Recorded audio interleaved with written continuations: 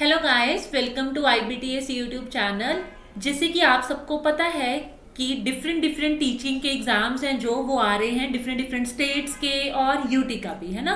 सो TGT और PGT के exams आ रहे हैं और यहाँ पे मैं केमिस्ट्री के लिए डिस्कशन करने वाली हूँ पंजाब मास्टर कैडर के लिए, जो एक टीजीटी लेवल का एग्ज़ाम है और कभी भी इसका नोटिफिकेशन आ सकता है। ठीक है, सो हम सभी लोग उसी के इंतज़ार में हैं कि पंजाब मास्टर कैडर आएगा।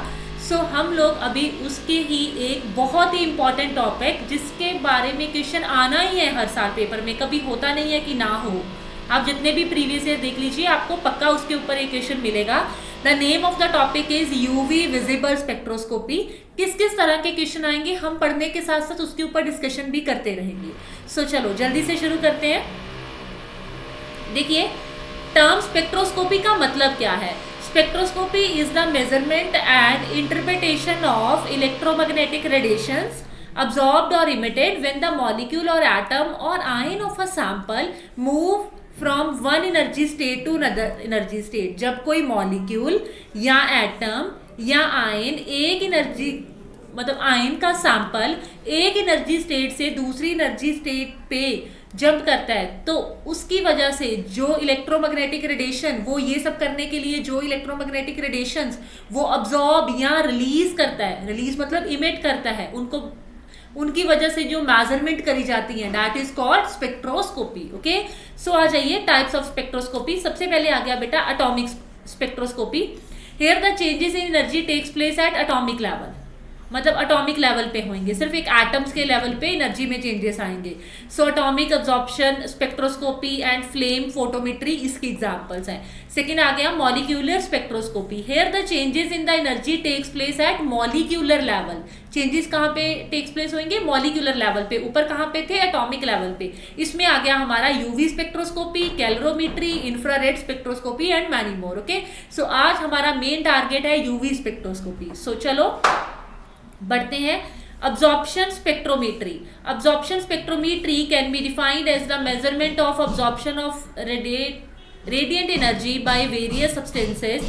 it involves the measurement of absorption capacity of radiant energy in visible UV IR region of spectrum। ठीक है, absorption spectroscopy में क्या होता है, कोई भी सब्सटेंस किसी अमाउंट ऑफ एनर्जी को मतलब अब्जॉर्ब करता है रेडिएंट एनर्जी को, और उस एनर्जी के हिसाब से हम जो मेजरमेंट्स करते हैं that is called absorption spectrometry. और वो किन में आती है? विजिबल यूवी या IR रीजन में देखने को मिलती है। देख लीजिए, नेक्स्ट टर्म आ गई कैलोरीमेट्री। कैलोरीमेट्री के लिए जो आपका वेवलेंथ है वो 400 से 800 नैनोमीटर के बीच में होना चाहिए। Colour substance absorb light of different wavelength in different manner and hence get an absorbed curve. ठीक है, जो कलर सब्सटेंसेस होते हैं वो अलग अलग वेवलेंथ की लाइट को अब्जॉर्ब कर लेते हैं डिफरेंट डिफरेंट मैनर में, और डिफरेंट डिफरेंट वेवलेंथ की लाइट अब्जॉर्ब करते हैं एंड अब्जॉर्प्शन कर्व्स आने लगती हैं हमें।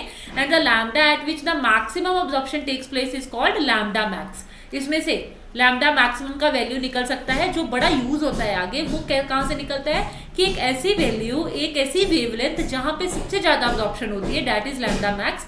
Lambda max is characteristics for every coloured substance. हर एक कलर्ड सब्सटेंस की वो कैरेक्टरिस्टिक्स है। On plotting a graph between concentration and absorbance we get a calibration curve that is useful in determining the concentration और amount of a drug substance in a given sample solution. ठीक है, इसके मतलब मदद से ये हमें एक यूजफुल डिटर्मिनेशन है, क्या बताता है कि कितना अमाउंट में कोई सब्सटेंस यूज किया गया है किसी सैंपल में। ओके, सो जैसे यहाँ पे देख लीजिए, एक साइड पे अब्जॉर्बेंस बना बेटा, दूसरी साइड पे क्या है? वेवलेंथ है।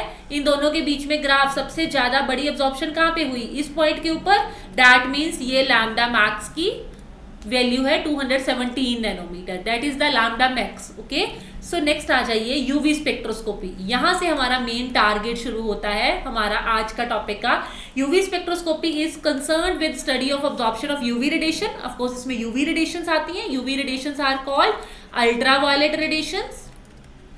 ओके, एंड जिनकी रेंज कितनी है? 200 टू 400 नैनोमीटर। सीधा पूछा जाता है यूवी रेडिएशंस की रेंज कितनी होती है? 200 to 400 nanometer. Valence electron absorb the energy, thereby molecule undergo transition from ground state to excited state. जैसे ये रहा ग्राउंड स्टेट, यहाँ पे एक अनपेड इलेक्ट्रॉन पड़ा है, वैलेंस इलेक्ट्रॉन, ये एनर्जी अब्सॉर्ब करके कहाँ पे चला जाता है? एक्साइटेड स्टेट पे। ऐसा करता है कितनी एनर्जी एब्जॉर्ब करता है, energy is equal to H mu, ये हमें पता होता है।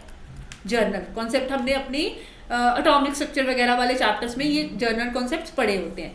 This absorption is characteristics and depend on nature of electron present, किस तरह का इलेक्ट्रॉन प्रेजेंट है उसके ऊपर डिपेंड करेगा। ओके, कितने ट्रांजिशंस हो सकती हैं, sigma electron, pi electron and an electron. देखो सिग्मा इलेक्ट्रॉन का मतलब हो गया सैचुरेटेड कंपाउंड, सैचुरेटेड कंपाउंड्स का क्या मतलब है, single bonded. Okay, and pi electrons का मतलब हो गया इन अनसैचुरेटेड कंपाउंड, इन अनसैचुरेटेड कंपाउंड्स मतलब डबल और ट्रिपल बॉन्ड होता है जिनके पास, और एन इलेक्ट्रॉन्स का मतलब हो गया नॉन बॉन्डेड इलेक्ट्रॉन्स। अभी हम देखेंगे आगे नॉन बॉन्डिंग मतलब जो बॉन्डिंग में पार्टिसिपेट नहीं करते ऐसे इलेक्ट्रॉन्स। सिंगल और डबल बॉन्ड बनाने में तो बॉन्डिंग आ जाती है ना, लेकिन एन इलेक्ट्रॉन का मतलब हो गया जो नॉन बॉन्डेड इलेक्ट्रॉन्स है। सो आगे देखते हैं गाइस, देखिए ट्रांजिशन कौन कौन सी पॉसिबल है। देखो कहते कितने होता है, जैसे सिग्मा, पाई एंड एन है। ओके, तो सिग्मा बॉन्डिंग सिग्मा भी हो सकता है, वो एंटी बॉन्डिंग भी हो सकता है। नॉन बॉन्डिंग तो हो गया जिसने पार्टिसिपेट ही नहीं करा, बॉन्डिंग एंड एंटी बॉन्डिंग तो डिफरेंट टर्म्स होगी। पाई भी हो सकता है, एंटी बॉन्डिंग पाई स्टार हो सकता है, और नॉन बॉन्डिंग हो गया एन। सो यहाँ पे आप बना लीजिए, जैसे इलेक्ट्रॉन क्या है वो एन टू पाई स्टार जा सकता है, एन टू सिग्मा स्टार जा सकता है, पाई टू पाई स्टार जा सकता है, सिग्मा टू सिग्मा स्टार जा सकता है। ये 4 ट्रांजिशंस ही पॉसिबल होती हैं।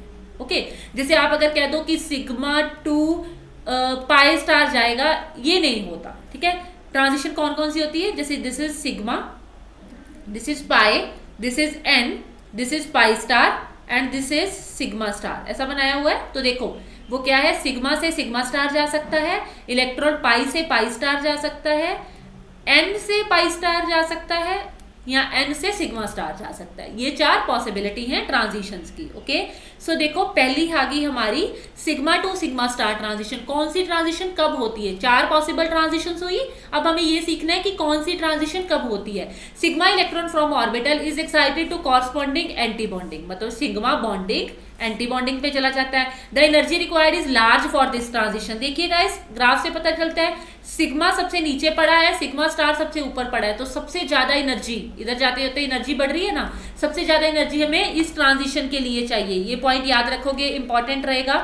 मीथेन, सिग्मा से सिग्मा, सिग्मा मतलब single bond, right. So sigma से सिग्मा जाते time methane has CH bond only and can undergo sigma to sigma star transition and so absorption maxima at this। आपको याद नहीं रखना है वैल्यू, हमारे मास्टर कैडर के लेवल तक आपको वैल्यू नहीं याद रखना है, लेकिन आपको पहचान आनी चाहिए कि मीथेन में सारे सिंगल बॉन्ड है, दैट मीन्स उसमें sigma to sigma star transition ही होगी। उस तरह से आप एक माइंड में कॉन्सेप्ट रखोगे कि इसमें सिंगल बॉन्ड है तो इस तरह की ट्रांजिशन होगी, इसमें डबल है, इसमें ट्रिपल है, तो ये वाले मैनर्स में ट्रांजिशन होने की पॉसिबिलिटी है। आगे आ जाइए guys, pi bond, pi to pi star, pi bonding से पाई एंटी बॉन्डिंग ट्रांजिशन होएगी। इसके लिए कंपाउंड कौन से आएंगे, कहते हैं मल्टीपल बॉन्ड वाले, जैसे एल्कीन्स, अल्काइंस। ओके, कार्बोनल, कार्बोनल कंपाउंड कौन सा होता है, कार्बोनल जिसके पास ये वाला ग्रुप होता है वो कार्बोनल। नाइट्राइल्स कौन से होते हैं, दिस वन साइनाइड बोलते हैं जिनको हम। एरोमेटिक कंपाउंड्स कौन से हैं, बेंजीन के कंपाउंड्स। और आपको पता है एरोमेटिक कंपाउंड्स के पास भी ऑल्टरनेट पोजीशन के ऊपर डबल बॉन्ड तो पाया जाता है। दैट मींस इन सब में कौन सी ट्रांजिशन होती है, pi to pi star transition. And alkenes absorb जल्दी absorbing the region this, alkenes इस रीजन भी अब्सॉर्ब करते हैं। अब आप पहचान लोगे देखते ही कि इनके पास डबल या ट्रिपल बॉन्ड है, दैट मींस पाई से पाई स्टार ट्रांजिशन होने की पॉसिबिलिटी है। Okay, next one is n to pi star. देखिए n to sigma star, sorry, saturated compound containing atom with lone pair. उनके पास कोई हेट्रो एटम्स हो, हेट्रो एटम्स कौन से, नाइट्रोजन, ऑक्सीजन, सल्फर जैसे, और उनके पास ऊपर लोन पेयर हो तो हमारा एन टू सिग्मा स्टार हो जाता है। एन मतलब नॉन बॉन्डेड, नॉन बॉन्डेड मतलब लोन पेयर जो बॉन्डिंग में पार्टिसिपेट नहीं करते। And halogens are capable of this transition, usually less required energy, ये सबसे कम एनर्जी चाहती है then this, sigma and sigma star से कम। Okay, and the number of organic functional group with this peak in UV region is this to this nanometre होता है।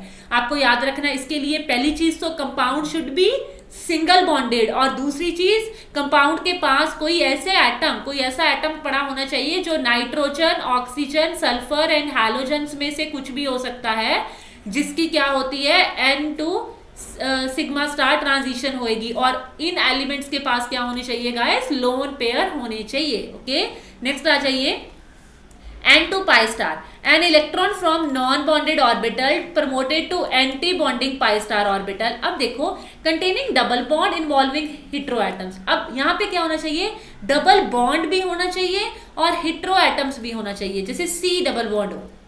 Heteroatom कौन सा, ऑक्सीजन, नाइट्रोजन, सल्फर, हैलोजन, ये होने चाहिए. देखो इनके पास लोन पेयर भी है और कंपाउंड के बीच में डबल बॉन्ड भी बनता है. तो ये required minimum energy and show absorption at longer wavelength of this nanometer around.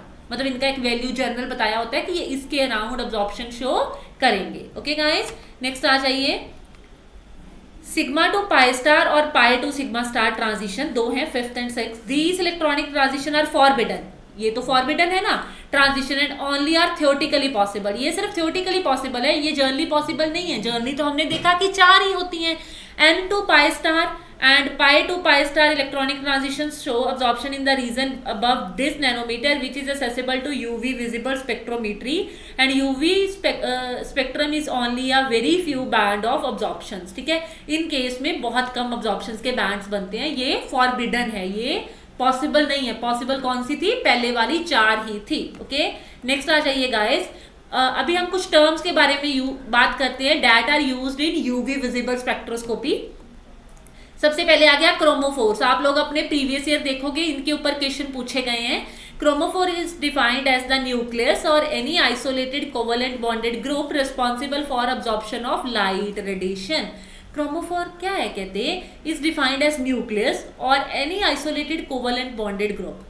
वो एक कोई न्यूक्लियस है या आइसोलेटेड मतलब अकेला पड़ा हुआ कोवेलेंट बॉन्डेड ग्रुप है, उसमें बॉन्ड कौन सा होना चाहिए, covalent, responsible formation of light radiation. Light radiations की अब्जॉर्प्शन के लिए वो क्या होना चाहिए, रिस्पॉन्सिबल होना चाहिए, मतलब अब्जॉर्ब कर पाए. Okay, any group which exhibit absorption of electromagnetic radiation in visible और यूवी रीजन्स. कोई भी ग्रुप है ना, जैसे कि ये डबल बॉन्डेड, हमने ऊपर कितने पढ़े हैं, डबल बॉन्डेड, सिंगल बॉन्डेड, ये सारे क्या हैं, chromophore. Some of the important chromophores are carbonyl, acid, ester, nitriles and ethics group. मतलब जो क्या, ऐसे ग्रुप्स जो अब्जॉर्प्शन ऑफ लाइट को, मतलब लाइट रेडिएशंस को अब्जॉर्ब कर पाए. Okay, that are called chromophores. Next आ जाइए auxochrome. These are coordinate saturated और unsaturated group which themselves do not absorb radiation. खुद नहीं कर सकते, उनका नेचर क्या होगा, सिंगल या double triple bonded, but when present along with chromophore enhance the absorption property of this. उनकी अब्जॉर्प्शन प्रॉपर्टी बढ़ा देते हैं. Also known as colour enhancing group. इनको कलर इनहेंसिंग ग्रुप कहा जाता है guys. And an auxochrome have one or more non bonded pair of electron. मतलब इनके पास लोन पेयर होने ही चाहिए, एक या एक से ज्यादा. ओके, जैसे इसके पास लोन पेयर है, इसके पास भी है गाइस, इसके पास भी है. जब आप सी डबल बॉन्ड ओ की ऐसे स्ट्रक्चर बनाओगे तो यहाँ पे भी लोन पेयर है. ओके, नेक्स्ट आ जाइए. It extended the conjugation of chromophores by sharing the non-bonded electrons. ये एक्सटेंड क्रोमोफोर्स की कॉन्जुगेशन को एक्सटेंड कर देते हैं. एक्सटेंड करना मतलब बढ़ा देते हैं उनकी कैपेबिलिटी को. क्यों, by sharing the non bonded electron, non bonded electron उनमें ऐड करके. ओके गाइस, नेक्स्ट बढ़िए. जैसे कुछ उसने बताए हुए हैं, बेंजीन आ गया, फिनोल आ गया और एनिलीन आ गया. ये क्या है, ये कुछ ऑक्सोक्रोम्स की एग्जांपल्स दी हैं. नेक्स्ट आ जाइए. Absorption and intensity shift. This is very very important और पक्का क्वेश्चन हर साल आप इसके ऊपर देख रहे हो. ब्लू शिफ्ट, रेड शिफ्ट, आप लोग प्रीवियस ईयर देखिए. अगर आपने नहीं देखे तो आप हमारे चैनल के ऊपर प्रीवियस ईयर पेपर देख सकते हो, केमिस्ट्री के question specially. Bathochromic shift that is called red shift. पहली है बेथोक्रोमिक, जिसको रेड शिफ्ट बोलते हैं. ये क्या करती है, when the absorption maxima of a compound shift to longer wavelength is called बेथोक्रोमिक. जितना भी लैम्डा मैक्स दिया है, हमने पीछे सीख लिया लैम्डा मैक्स क्या है. अगर उसको लॉन्गर वेवलेंथ पे शिफ्ट कर दिया जाए, उसकी वेवलेंथ बढ़ेगी कैसे, कोई क्रोमोफोर या ऑक्सोक्रोम वगैरह ऐड करे जाएंगे, तो वो जब उसकी ज्यादा वेवलेंथ की तरह शिफ्ट हो जाए, मतलब पहले आप लगा लो कि उसका जो लैम्डा मैक्स था वो इतना था, लेकिन अब वो कहीं ऊपर शिफ्ट हो रहा है, तो यहाँ पे वो किसकी तरफ शिफ्ट हो रहा है, रेड शिफ्ट की तरफ. Okay, the effect is due to presence of auxochrome और बाय चेंज ऑफ सॉल्वेंट. ये किसकी वजह से होता है, या तो किसी ऑक्सोक्रोम की वजह से या कोई सॉल्वेंट चेंज, जो सोल्यूशन बनाया हुआ है उसमें से सॉल्वेंट को चेंज करने की वजह से. Then N2 pi transition for carbonyl compound experience bathochromic shift when the polarity of solvent is decrease. ठीक है, डिक्रीज कर दी जाती है, तो वो पैथोक्रोमिक शिफ्ट देखते हैं। एग्जाम्पल याद रखोगे आप लोग, आगे बढ़िए। Hypsochromic shift that is called blue shift, ये लैम्डा मैक्स कंपाउंड को शॉर्टर वेवलेंथ की तरफ ले जाता है। लाइक जैसे इतना था पहले तो वो उसको छोटा ले आएगा, ठीक है, that is called blue shift or hypsochromic shift. This is due to presence of group causes removal of conjugation or by change of solvent, ठीक है, इसमें कॉन्जुगेशन रिमूव करने वाले ग्रुप आ जाए ना तो वो ज्यादा यूजफुल है। नेक्स्ट आ जाइए, एग्जाम्पल दी हुई है उसने, कहते हैं aniline show blue shift in acidic medium since it loses conjugation. देखो एसिडिक मीडियम में जाके वो NH3 पॉजिटिव बन गया ना, यहाँ पे तो देखो ये कॉन्जुगेशन में पार्टिसिपेट कर रहा था ऐसे, फिर ऐसे करके चलेगा, लेकिन यहाँ पे उसकी कॉन्जुगेशन गुम होगी और एनालिन एंड एलेनिनियम आयन का देखो इतना नैनोमीटर रह गया, कम कर दी ना उसने, that means this is called wavelength कम होना मतलब ब्लू शिफ्ट आना। नेक्स्ट आ जाइए guys, hyperchromic shift, when the absorption intensity of a compound is increased it's known as hyperchromic। जब absorption intensity किसी कंपाउंड की absorb करने की कैपेबिलिटी ही बढ़ जाए, ठीक है, the introduction of oxygram usually increase the absorption intensity। जैसे देखो pyridine है तो उसका इतना है, ओके, पर जब हमने उसके साथ एक मिथाइल ग्रुप ऐड कर दिया तो देखो उसकी एब्जॉर्प्शन इंटेंसिटी देखो नीचे 2750 से 3560 हो गया, सिर्फ एक ही ग्रुप की वजह से, ओके। नेक्स्ट आ गया hypochromic effect, when the absorption intensity of a compound is decrease then it is called hypochromic shift and introduction of a group which destroy the geometry of a molecule cause hypochromic. जिस जहाँ पे geometry of molecule destroy हो जाए, जैसे यहाँ पे देखिए कम हो गया वैसे एब्जॉर्प्शन का वैल्यू और मिथाइल उसका ज्योमेट्री पूरा चेंज कर दिया गया, ठीक है, कहाँ वो एक रेजोनेंस स्टेबलाइज था, यहाँ पे जाके उसका स्टेबिलिटी का डिस्टॉर्शन लाके उसका ज्योमेट्री चेंज कर दिया गया, ओके गाइस। देखो यहाँ पे क्या आ रहा है, इधर को बढ़ना रेड शिफ्ट आना, इधर को बढ़ना ब्लू शिफ्ट आना, ऊपर को हाइपोक्रोमिक, नीचे को हेपोक्रोमिक शिफ्ट, ओके गाइस। नेक्स्ट बढ़िए, आगे बढ़ते हैं, देखते हैं अब्जॉर्प्शन बैंड्स के बारे में। Formation of absorption band, the spectrum consist of sharp peak, each peak will correspond to promotion of electron from one electron level to another, ठीक है। स्पेक्ट्रम ये क्या शार्प पीक्स बनती हैं, हर एक पीक का काम क्या है, एक इलेक्ट्रॉन को एक इलेक्ट्रॉनिक लेवल से दूसरे तक लेके जाना। जब प्रमोशंस होती हैं तो electron move from given vibration and rotational level within the one electronic mode to another within the next electronic, मतलब एक जगह से दूसरी जगह पे मूव हो जाते हैं। There will be no large number of possible, there will be large number of possible transition, बड़ी सारी ट्रांजिशन अभी हमने देखी, n to pi star, pi to pi star, कितने कुछ है ना। hence not just one but a large number of wavelength which cause enough will absorb resulting in the formation of bond। Different different wavelengths के ऊपर bond बनते हैं, ये हमारे लिए कोई बहुत खास इंपॉर्टेंट नहीं है ये वाले points. Types of absorption band देख लेते हैं। के बैंड, के बैंड बनता है pi to pi star transition की वजह से from a compound containing conjugate system. Conjugate system का मतलब आप समझ गए, अनसेचुरेटेड, जिसमें रेजोनेंस हो, double single double single double single group alternate group पे हो। Such type of band arise in like the dienes, polyenes and enones etcetera में, जैसे एस्टोफिनोन है इसमें और ब्यूटाडाइन है इनमें, जिनमें कॉन्जुगेशन पाया जाता है।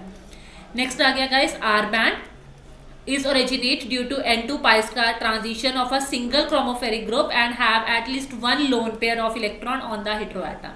आर बैंड बनने के लिए एक simple n to pi star transition होनी चाहिए किसी भी क्रोमोफोरिक ग्रुप की, और उनके पास एटलीस्ट एक हेटेरोएटम्स होना चाहिए। जैसे एसीटोन के बीच में आपको पता है एसीटोन इज दिस ओनली, तो इसके पास एक हेटेरोएटम है, ओके। एस्टाल्डिहाइड इज दिस ओनली, तो इसके पास भी तो एक हेटेरोएटम है, ठीक है। सो वो आपके पास एक होना चाहिए, ठीक है, उससे हो जाता है। Less intense with lambda max value below 100 होता है आर बैंड्स की। B band transition is pi to pi star transition aromatic में होती है और हेट्रो एरोमेटिक मॉलिक्यूल्स में हो जाती है। बेंजीन है जो वो सब शो करता है absorption peak between this to this nanometer when the chromophoric group is attached to the benzene ring the B band are observed at longer wavelength and then the more intense K band, वो longer wavelength पे दिखने लगता है जब उसके साथ कोई भी क्रोमोफोरी ग्रुप को ऐड कर दिया जाता है। नेक्स्ट आ गया E band. E band originate due to electronic transition in the benzenoid system of 3 ethanoic bonds which are in closed cyclic conjugation, okay, and closed cyclic conjugation में होने चाहिए, like जैसे बेंजीन, नाप्थलीन, नेप्थलीन, एंथ्रासीन, वो वाली structures characteristics by E1 and E2 band, and E1 which appear at shorter wavelength is usually more intense than E2 smaller which appear at longer wavelength. Okay guys, next आ जाइए। इसके बाद आ गया है हमारा एक beer Lambert law, ठीक है, Beer and Lambert. According to this law when a beam of monochromatic radiation is pass through a solution of absorption species, इसके में से कोई जा रही है, the intensity of beam of chromatic light decrease exponentially with increase in concentration of absorbing species. मतलब यहाँ पे जो सब्सटेंस लिखा है जिसने इसको अब्जॉर्ब करना है उसकी कॉन्सेंट्रेशन बढ़ा दी जाएगी, तो बीम ऑफ मोनोक्रोमेटिक लाइट क्या होता जाएगा, इंटेंसिटी क्या होती जाएगी उसकी, डिक्रीज होती जाएगी। लैम्बर्ट ने बोला the rate of decrease of intensity of with the thickness of medium is directly proportional to intensity of incident lights। वही हो गया, जितना ज़्यादा थिक मतलब कॉन्सेंट्रेटेड मटेरियल होएगा उतनी इंटेंसिटी ऑफ मोनोक्रोमेटिक लाइट क्या होएगी गाइस, कम होएगी। Okay, so the formula is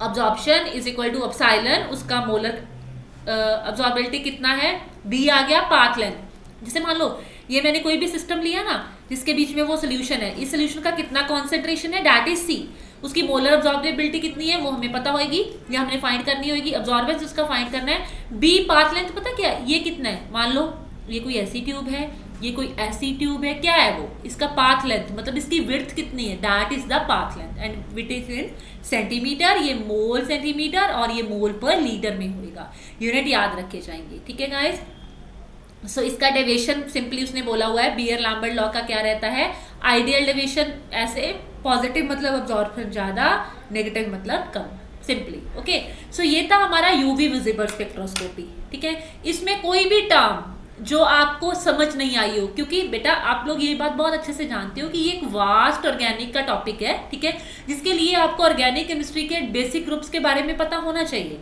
so आपको कोई ऑर्गेनिक का टॉपिक ऐसा है जो आपका अटक रहा है, आपको नहीं पता चल रहा, या आपको इनमें कोई टर्म है ऐसी जो आपको नहीं पता चली है कि वो क्या है, तो आप लोग कमेंट सेक्शन में बता सकते हो, ताकि मैं आप लोगों को वो वाला स्पेसिफिक जो टॉपिक है उसको भी एक्सप्लेन करूँ। ठीक है, इसके बाद हम और बहुत सारी मास्टर कैडर की ऐसी ही वीडियोस के साथ मिलते हैं। आप जल्दी से हमारे यूट्यूब चैनल को सब्सक्राइब कर लीजिए, बेल आइकन दबा दीजिए ताकि आपको टाइम पे ही नोटिफिकेशंस मिलती रहें। और अगर आप मास्टर कैडर की कोचिंग लेना चाहते हो तो आप लोग हमारी टीम से अप्रोच कर सकते हो, हमें कमेंट सेक्शन में भी पूछ सकते हो, डिस्कशन कर सकते हो, किसी भी तरह का चीज़, लाइक आपको ऑफलाइन ऑनलाइन कोचिंग लेनी है, रिकॉर्डिंग सेशन चाहिए, कोई भी डिस्कशन है किसी भी तरह की, तो आप लोग हमारी टीम से अप्रोच कर सकते हो। इसके बाद मिलते हैं हम किसी नई वीडियो के साथ। Thank you.